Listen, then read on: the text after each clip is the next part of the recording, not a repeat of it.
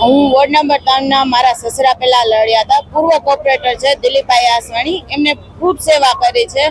તો આ વખતે હવે મને સેવા કરવાનો મોકો દીધો છે અને બધાનો પરિવાર વાળાનો પણ સારો આવે છે રિસ્પોન્સ કે ના, જેમ એમને દિલીપભાઈ આસવાણીએ પણ સેવા કરી છે એમ એમની વહુએ કરશે. અમને જેમ ગાયત્રીબા છે, અતુલ રાજાણી છે, ટીપી છે, બધાય છે અને ઈ પણ કરે છે. એટલે હું પણ નવી યુગની છું, એટલે એમ મને પણ મોકો મળ્યો છે. પરિવાર લોકોનો જે સાથ મળે છે બહુ મસ્ત મળે છે. અને આ વખતે ભાજપનો તો ક્યાંય દેખાતો નથી, કેમ કે 5 વર્ષમાં ભાજપ વાળા લોકો કોઈ આવ્યા નથી.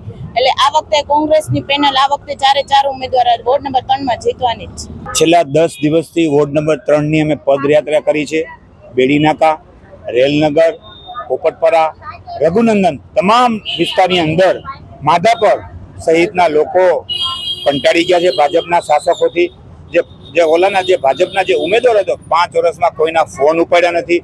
ફોન ઉપાડે તો એના માણસો ઉપાડે એવી વાત આવી છે. અમે તો લોકોના કામ કરેલા, અમે ને ગાયત્રીબા અને દિલીપભાઈ આસવાણી છેલ્લા 10 વર્ષથી આ વિસ્તારનું પ્રતિનિધિત્વ કરીએ, ત્યારે આ વિસ્તારની અંદર વિકાસ અમે જ કરાવ્યો છે. આ લોકોએ તો ખાલી ઓપનિંગ જ કર્યા છે અને લોકોના આ વર્ષે પણ અમારી 4 પેનલના આશીર્વાદ મળશે એવું અમને લાગે છે. વોર્ડ નંબર 3 ની આ ટર્મ છે એ અમારી ચોથી ટર્મ છે. હા, ગત વર્ષે ભલે અમને 5 વર્ષ લોકોના આશીર્વાદ નહોતા મળ્યા, પણ આ વખતે લોકો સામેથી જ કહે છે કે અમે આપને આવકારીએ છીએ, કેમ કે અમે જોઈ લીધું કે આ 5 વર્ષમાં અમારા જે ગત વર્ષના જે કોર્પોરેટર હતો એ કોઈ પણ અમારી પાસે આવ્યા નથી અને કોઈ દિવસ અમારા ફોન પણ નથી ઉપાડ્યા અને આ જે વોર્ડ જે છે એમાં એક પણ કામ થયા નથી.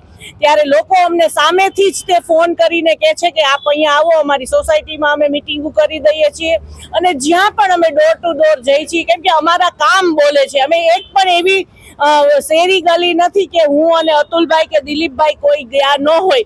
ત્યારે અમારી જે આખી પેનલ છે, ગાયત્રીબા વાઘેલા, અતુલ રાજાણી, દિનેશભાઈ મકવાણા અને આરતીબેન આસવાણી, અમને 100% વિશ્વાસ છે કે અમારા જે પરિવારના જે લોકો છે એ અમને ચોક્કસ આશીર્વાદ આપશે અને આ વખતે કોંગ્રેસની પેનલ જીતીને આવશે. વોર્ડ નંબર 3માં ઘણા બધા કામો અધૂરા હતા. એ પૈકી જામનગર ઉપર સાંધિયા પુલ જે છે એ ખૂબ વિરોધ થયા પછી શરૂ કરવામાં આવ્યો. એનું બજેટ જે નક્કી થયું હતું એનાથી ડબલ બજેટ થઈ ગયું. આજની તારીખે પણ એ પુલ ચાલુ કરવામાં આવ્યો નથી. રેલનગરનો જે પુલ છે એ પણ કોંગ્રેસના જે હતા અતુલભાઈ, ગાયત્રીબા, ત્યારે એ પુલ ચાલુ કરવામાં આવ્યો. એ પણ એવી સ્થિતિમાં કર્યો છે કે ખાડા ખબડા માણસો પડી જાય, છોકરા પડી જાય અને એની પણ હવે અમે માંગણી કરી ત્યાં ઓવરબ્રિજ બનાવવામાં આવે ફાટક પાસેથી, એવી અમારી ડિમાન્ડની માંગણી છે. લોકોનો ખૂબ પ્રત્યે સારો મળે છે એમને પેનલને અમારી, અને 100% લોકોનો જે નારાજગી છે એ અમારા તરફી વળેલી છે એવું દેખાઈ રહ્યું છે.